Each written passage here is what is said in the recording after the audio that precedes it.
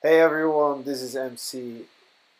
In this video I have a makeover for you uh, and I'm going to show you how to do kind of what I call professional undercut that you can style kind of a professional look or also very trendy. And this is actually a makeover, so here a first point. When you are cutting the hair in a ponytail like this, it is important that you cut hair on the back and as low as possible towards the nape area. A lot of times you could make a mistake and cut it very high towards the crown and very close to the scalp, so then you will not have enough hair for your style. So that is very important that you don't make that mistake. You have to make the ponytail pretty low around occipital bone area and then cut the hair. Otherwise you will not have enough hair for the style that you want to create, especially if you are creating a long hairstyle such we have in this case. So first here, now what I'm going to do, actually first I'm going to section the hair and create the style basically that I want to create as a final result.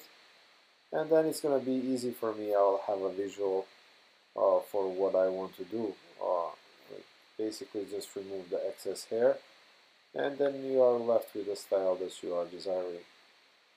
So it is pretty simple here, as you can see. This haircut has an undercut on both sides. It is sectioned. The top is sectioned off. The back I leave because I want to blend the back with the top. I'm not going to have the back as undercut as well. So on the back we're going to connect it or blend it. My first step here is using a heavy duty clipper for me in my system. The way I cut here, a heavy duty clipper is really must because it's the best clipper to remove. And I'm talking about the clippers with the detachable blades. It's the best clipper to remove the bulk of the hair, and also it doesn't leave any lines for you that use clippers a lot. When you use combs or guards on your clipper, you know what I'm talking about, the lines that it leaves. So this one doesn't do that, and it cuts pretty clean and smooth, and it's powerful clipper that can go through the hair easy. One thing I'd like to mention, I know in school and in salons in general, they teach you that you do not use this clipper on the wet hair. But I've been barber for about 17 years now. I started back in 2000, and ever since I use it on the damp hair. I always damp the hair, slightly wet. And believe it or not, I think this is still my first set of the guards. I mean, some of them I actually changed, but all of them are pretty much almost 10 years old.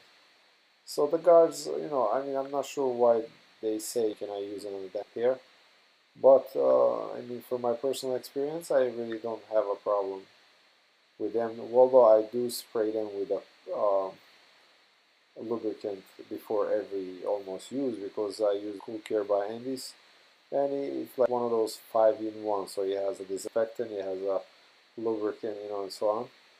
So that could be the reason, but I don't really find any issues. I think they are just as sharp and they're not rusty.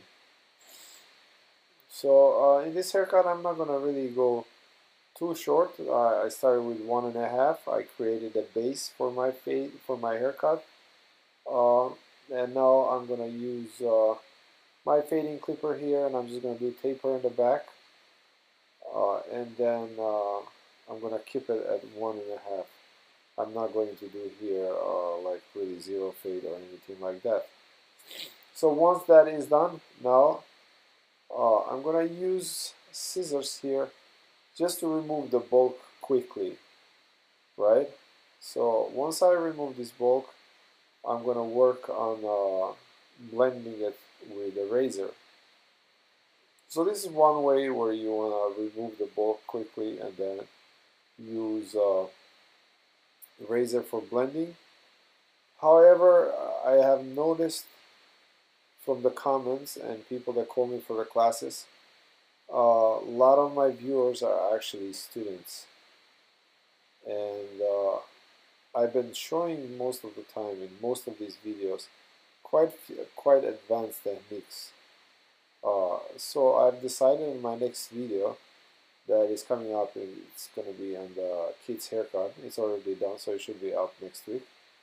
Uh, I'm going to show you guys how to blend, but not using advanced techniques. I'm going to actually show you how to blend with the thinning or blending scissors. Uh, just to show you a different technique that is a lot easier than scissor over comb, or especially blending with a razor.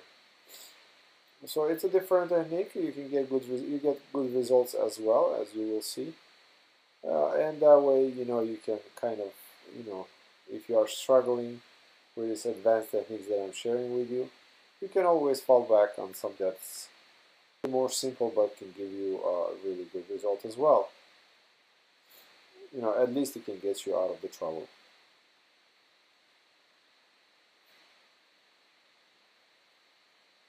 So yeah, here I'm doing some scissor over comb, and now once I remove that bulk, as you can see, it's almost slightly blended as well. I'm going to use my razor to refine that blend. So, and I also want to have kind of soft haircut with a lot of texture as well. So as you will see the way I will cut the top, the whole haircut will be full of texture, and it will be easier for this gentleman to style it. It will be a lot more playable.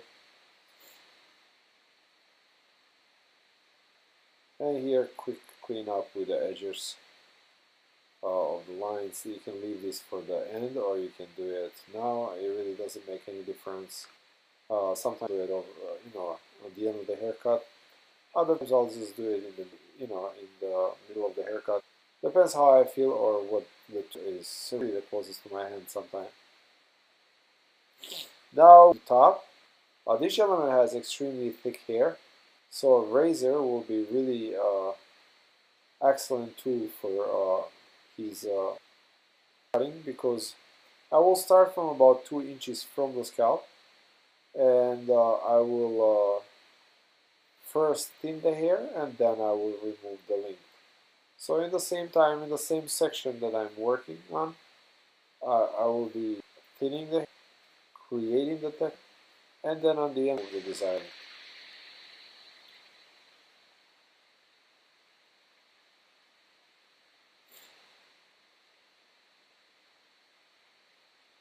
This will allow him to run the fingers through his hair and really feel that difference, to move the hair to the side, from side to the side he wants. It gives him nice texture. It will also hold the style because the hair is quite long on the top.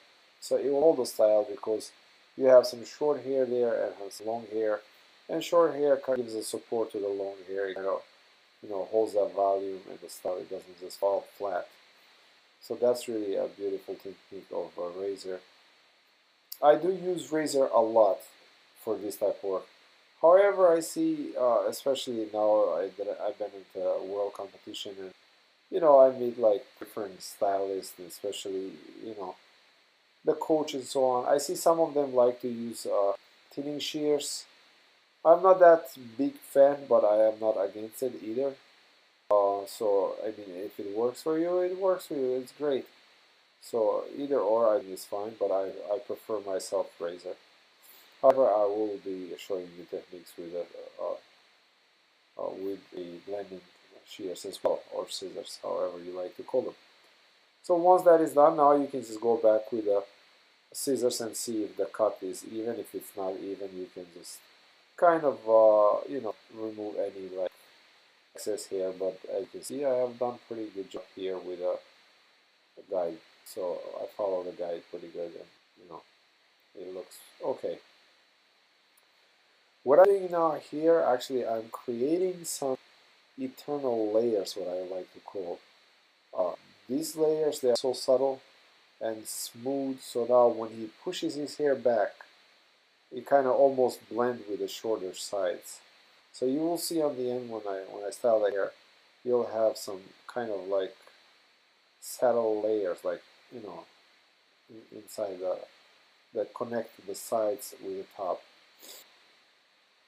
And here I'm just simply thinning his hair slightly more because the gentleman, as I said, has very thick, heavy hair. So for that style to hold, you know, with the product actually, and obviously, and, you know, you have to, you know, create some sections. So this is what I was talking about here. You're gonna get, I think, a shot before I apply a product, almost on those layers there.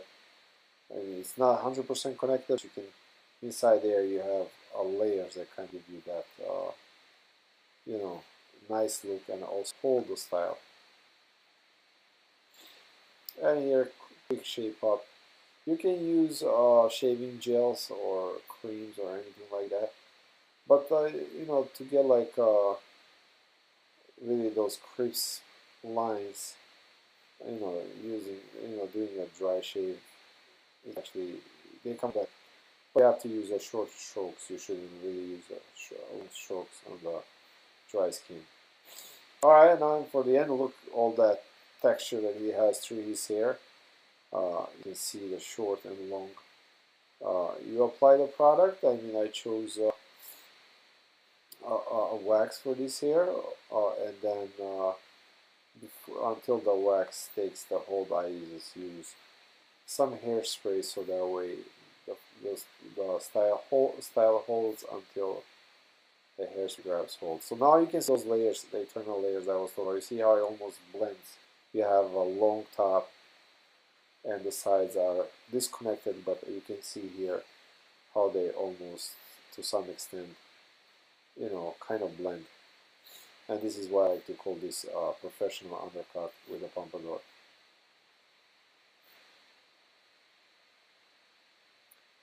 And this is your final result. So I'm back now from competition. I'm available for classes. I hold weekly workshops, 40 hours a week. You learn the basic and advanced techniques in men's hairstyling that I acquired over the last 17 years. Feel free to contact us at 860-995-5779. Please put a thumbs up if you like my work. Comments are welcome, and suggestions for my future videos. Even on this video, if you like to comment, you are welcome to leave any comments. Please don't forget to subscribe and share my videos, share the knowledge that I am putting out. And until next time, take care of yourself.